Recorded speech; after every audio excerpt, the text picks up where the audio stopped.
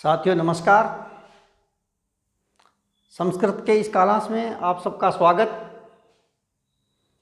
पिछले कई सारे कालांशों में हम संस्कृत में कैसे अनुवाद बनाए जाते हैं मैंने तमाम वाक्य बना करके बताए हैं। प्रथमा विभक्ति के, द्वितीया के, तृतीया के, चतुर्थी के, पंचमी के, षष्ठी विभक्ति के, सप्तमी विभक्ति के, और उसके पश्चात मैंने द्वितीया विभक्ति से संबंधित, उपपद विभक्ति से संबंधित जो सूत्र हैं, तृतीया विभक्ति के, चतुर्थी विभक्ति के अनेक सूत्र मैंने आपको करके बताए हैं। आज इसी क्रम में मैं आपके साथ चतुर्थी विभक्ति से संबंधित एक वार्तिक है, उस वार्तिक को लेकर के मैं आपके साथ में चर्चा कर रहा हूँ।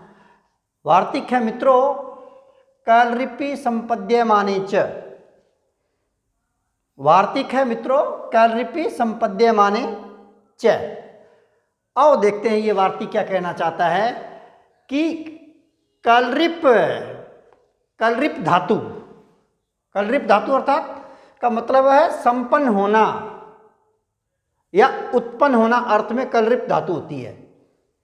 और तदर्थक धातुओं अर्थात समानार्थक धातुओं, जो कैलरिप धातु का अर्थ है उसका अर्थ है संपन्न होना या उत्पन्न होना, और उसकी जो तदर्थक धातुएं हैं अर्थात उसके समान अर्थ वाली धातुएं हैं, उन धातुओं का वाक्य में प्रयोग होने पर संपद्यमान अर्थात जो उत्पन्न होता है, संपद्यमान जो उत्पन्न होता है अर्थात जिसका संपादन होता है मित्रों, उससे चतुर्थी विभक्ति होती है।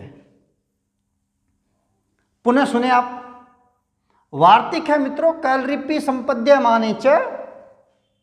वार्तिक का भावार्थ है कैलरिप अर्थात संपन्न होना या उत्पन्न होना धातु, और तदर्थक धातुओं अर्थात समान अर्थ वाली धातुओं का वाक्य में प्रयोग होने पर संपद्यमान अर्थात जो उत्पन्न होता है या जिसका संपादन होता है, उससे चतुर्थी विभक्ति का प्रयोग होता है। ये है मित्रों इस वार्तिक का भावार्थ। आपको उदाहरण देकर के मैं बताना चाहूँगा। जैसे एक उदाहरण है कि भक्ति से ज्ञान उत्पन्न होता है। उदाहरण है भक्ति से ज्ञान उत्पन्न होता है या भक्ति ज्ञान के लिए होती है। भक्ति ज्ञान के लिए होती है या भक्ति से ज्ञान उत्पन्न होता है। देखिएगा इसका संस्कृत अनुवाद बना भक्ति ज्ञानाय कल्पते। संस्कृत अनुवाद बना मित्रों भक्ति ज्ञानाय कल्पते। देखिएगा वाक्य के अंत में कल्पते धातु रूप का प्रयोग हुआ है, उसमें कैलरिप धातु लगी है, लट लकार प्रथम पुरुष एक वचन का प्रयोग हुआ है, ठीक है ना। यहां वाक्य में कैलरिप धातु का प्रयोग हुआ है कल्पते में, तो कल्प से लट लकार प्रथम पुरुष एक वचन कल्पते हो गया। और संपाद्यमान जो है यहां वाक्य में ज्ञान है। क्या कौन उत्पन्न हो रहा है? उत्पन्न होने वाला, जो उत्पन्न होता है या जिसका संपादन होता है, यही कहना चाहता है ये भावार्थ। तो यहां उत्पन्न कौन हो रहा है? संपाद्यमान है मित्रों यहां ज्ञान। उत्पन्न कौन हो रहा है? ज्ञान। अतः उक्त वार्तिक से, कौन वार्तिक से? कैलरिपि संपद्यमाने च। इस वार्तिक से ज्ञान शब्द में चतुर्थी विभक्ति का प्रयोग हुआ। तो ज्ञानम शब्द नपुंसक है, इस नपुंसक में चतुर्थी विभक्ति का एक वचन होता है ज्ञानाय। क्या होता है मित्रों? ज्ञानाय। और वाक्य बनेगा भक्ति ज्ञानाय कल्पते। ठीक है मित्रों, पुनः सुनिए बात को।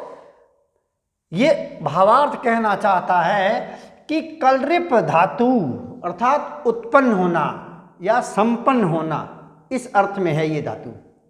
और तदर्थक धातुएं, समान अर्थ वाली जो भी धातुएं हों, जिनका अर्थ हो उत्पन्न होना या संपन्न होना, का वाक्य में प्रयोग होने पर जो संपद्यमान होता है, जो उत्पन्न होता है, जिसका संपादन होता है, उससे चतुर्थी विभक्ति होती है। तो यहाँ मित्रों वाक्य में कलृप धातु का प्रयोग हुआ है, एक बात।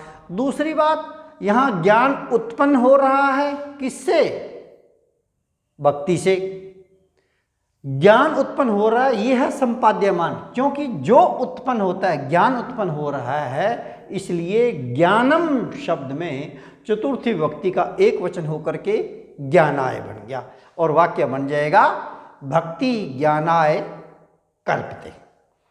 ठीक है मित्रों, अब बात करना चाहूंगा मैं, ये बात इसने कही समानार्थक धातु संपद्यमान अर्थ में हो, उत्पन्न होना अर्थ में हो, ऐसी समान अर्थ वाली जो भी धातुएं हों। एक उदाहरण देखिएगा, समानार्थक धातु का उदाहरण है सम उपसर्ग पूर्वक पद धातु। पद धातु का अर्थ होता है वैसे जाना, और सम उपसर्ग पूर्वक पद धातु का अर्थ हो जाएगा संपादित होना, उत्पन्न होना।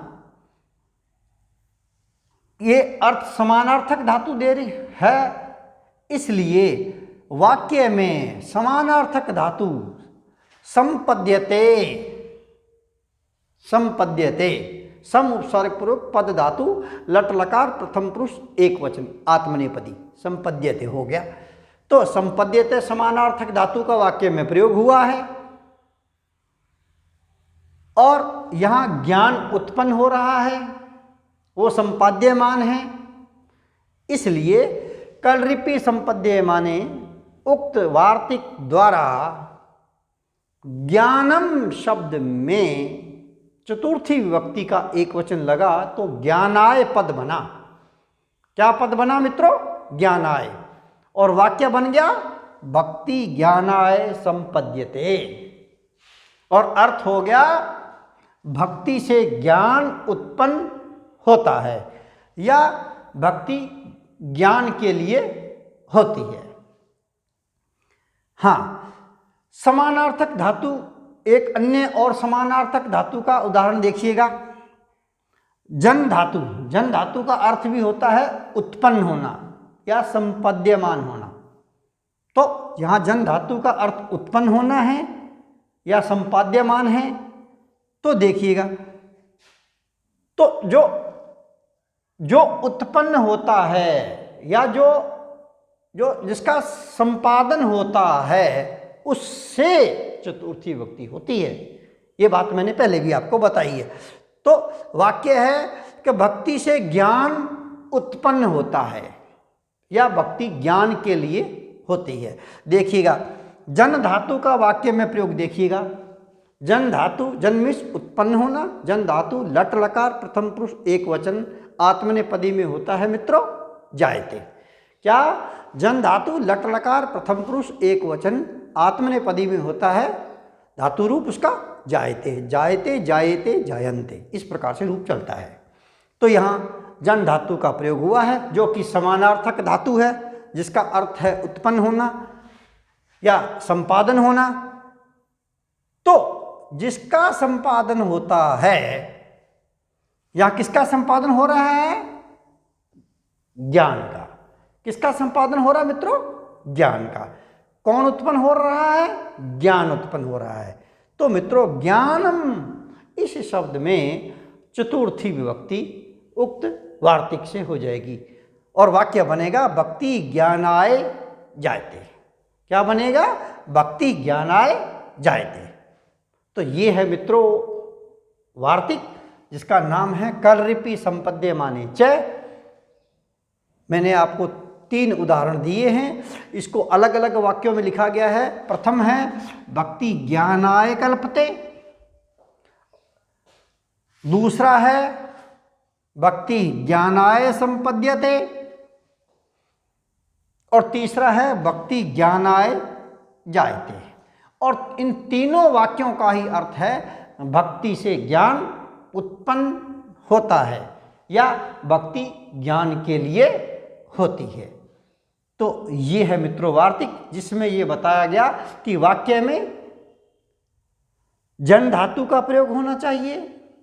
किस अर्थ में? उत्पन्न होना या संपन्न होना अर्थ वाली जो कोई भी धातु है, जैसे जन धातु है, संपद्यते धातु है, संप्लस पद धातु है या कलरिप धातु है। ये तीनों धातुएं संपन्न होना या उत्पन्न होना अर्थ में हैं। ये हो तो जो उत्पन्न होता है या जिसका संपादन होता है उससे चतुर्थी विभक्ति होती है। तो यहां मित्रों इन तीनों वाक्यों में कौन किसका संपादन हो रहा है? ज्ञान का। कौन उत्पन्न हो रहा है? ज्ञान। किसका संपादन हो रहा है मित्रों? ज्ञान का। इसलिए ज्ञानम शब्द में उक्त वार्तिक से चतुर्थी विभक्ति होकर के वाक्य बनते हैं भक्ति ज्ञानाय कल्पते। दूसरा वाक्य बनता है भक्ति ज्ञानाय संपद्यते। और तीसरा वाक्य बनता है भक्ति ज्ञानाय जायते। और इन तीनों का अर्थ क्या है? भक्ति से ज्ञान उत्पन्न होता है या भक्ति ज्ञान के लिए होती है। ये है मित्रों चतुर्थी विभक्ति से संबंधित वार्तिक, जिसकी मैंने आपके साथ में चर्चा की। अगले कालांश में मैं पुनः नया वार्तिक लेकर के चतुर्थी विभक्ति से संबंधित आपके साथ में फिर मिलता हूँ और फिर मैं आपको पुनः वार्तिक के बारे में बताऊँगा। तब तक के लिए वंदे मातरम।